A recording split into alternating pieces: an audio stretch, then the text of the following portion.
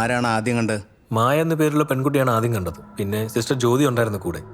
ആരാണ് ആക്സിഡന്റിന്റെ കാര്യം മണിയെ ഇൻഫോം ചെയ്തത്? എനിക്കറിയില്ല. ഒരാൾ ഫോണിൽ വിളിച്ച് പറഞ്ഞത്. ഏതാള്? എനിക്കറിയില്ല മാഡം. കണ്ടിട്ടൊരു ഗൾഫ് നമ്പർ പോലെ തോന്നി.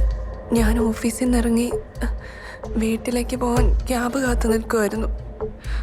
അപ്പോഴാണ് നവീനെ ഫോൺ വിളിക്കുന്നത്. 4210. ഇന്റർനെറ്റ് കോളാണല്ലോ. സ്ട്രേഞ്ച്. മണി, ഓ സാർ. ഇത്തരം ആക്സിഡന്റ് കേസുകൾ വരുമ്പോൾ വേറെ ഏതെങ്കിലും ആശുപത്രിക്ക് കൊണ്ടുപോകാറുണ്ടോ? ഇല്ല സാറേ, മാക്സിമം ഞാൻ ഇവിടെ തന്നെ കൊണ്ടുവരാറ്. കാരണം ഞാൻ ഇവരായിട്ടാണ് ഒരു ടൈപ്പ്. ഈ ആശുപത്രിക്കോ നിങ്ങൾക്കോ ശത്രുക്കൾ ആരെങ്കിലും? അറിയില്ല സാർ. ഉണ്ടാവാം, ഉണ്ടാവാതിരിക്കാം. സംസാരിക്കുന്നതിനിടെ ഫോൺ കട്ടായി. രാത്രി കൃത്യം 11:09.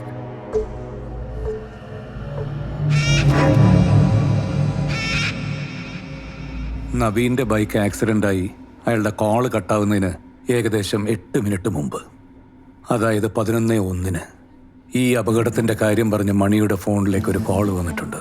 കാരണം ആ സ്പോട്ടിലേക്ക് മണി മാത്രമേ ആദ്യം എത്താവൂ. എന്നാൽ മാത്രമാണ് നവീൻ കൃത്യമായിട്ട് ഈ ആശുപത്രിയിൽ തന്നെ എത്തൂ. ദാറ്റ് മീൻസ് ഇവിടെ നിന്ന് നവീൻ മരിക്കാവൂ. Why this hospital? ഈ ഹോസ്പിറ്റൽ വളരെ വർഷം മുമ്പ് അച്ഛൻ തുടങ്ങിയതാണ്. ആ സമയത്ത് ഞാൻ ലണ്ടനിലായിരുന്നു. അച്ഛൻ മരിച്ചിട്ട് ഇപ്പോൾ 1 വർഷമാകും. ആരും നോക്കാനില്ലാതെ ഈ ഹോസ്പിറ്റൽ പൂട്ടേണ്ട അവസ്ഥ വന്നപ്പം ഞാൻ ലണ്ടനിലെ ജോലി രാജിവെച്ച് ഇത് ഏറ്റെടുക്കുമായിരുന്നു.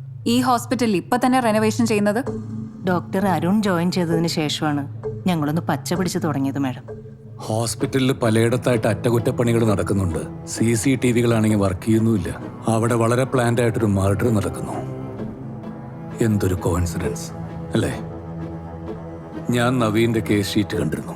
നവീന്റെ വലത്തെ കാലിന് സെൻസേഷൻ ഇല്ല എന്നുള്ളത് അതിലുണ്ടായിരുന്നു.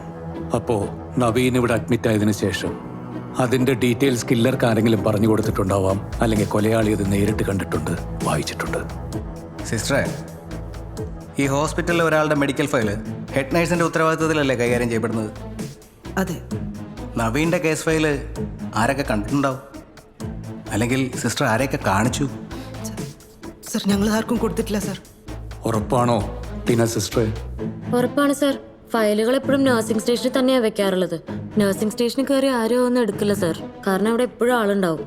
നവീൻ മരിച്ചതുപോലുള്ള സമയങ്ങൾ ഒഴികെ എപ്പോഴും അല്ലേ? എന്റെ പൊന്നു മോനെ. Sorry doctor, you know the protocol. ചോദിച്ചോളൂ. നവീന് ശത്രുക്കൾ ആരെങ്കിലും? ഞങ്ങളുടെ അറിവിലില്ല. എന്നെയൊക്കെ കൂടുതൽ ഭാര്യയ്ക്ക് അവനോട് അടുപ്പം. ഈ വിവരം അറിഞ്ഞപ്പോൾ മുതൽ ഞാൻ അവളോട് തന്നെ ചോദിച്ചുകൊണ്ടിരുന്നത്. ഡോക്ടറോട് ശത്രുത ആർക്കെങ്കിലും? എൻ്റെ മകനെ കൊല്ലാൻ മാത്രമുള്ള ശത്രുത ആർക്കും എന്നോടില്ല. സംഭാഷണങ്ങൾ നിലയ്ക്കട്ടെ.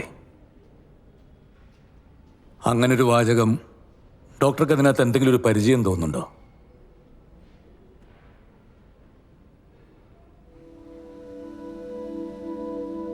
നമ്മൾ ജീവിച്ചിരിക്കുമ്പോൾ നമ്മുടെ മക്കൾ മരിക്കുന്നത് കാണുന്നതിനേക്കാൾ വലിയ ട്രാജഡി ഇല്ല sir.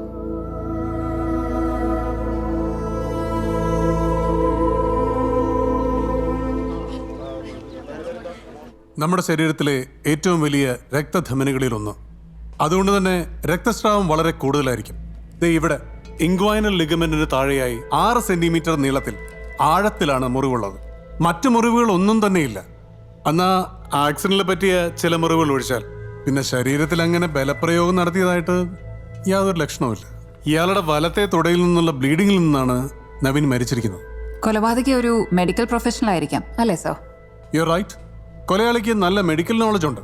Especially his anatomical knowledge is accurate. But in my reading അയാൾക്ക് പ്രാക്ടിക്കൽ എക്സ്പീരിയൻസ് കുറവാണ്.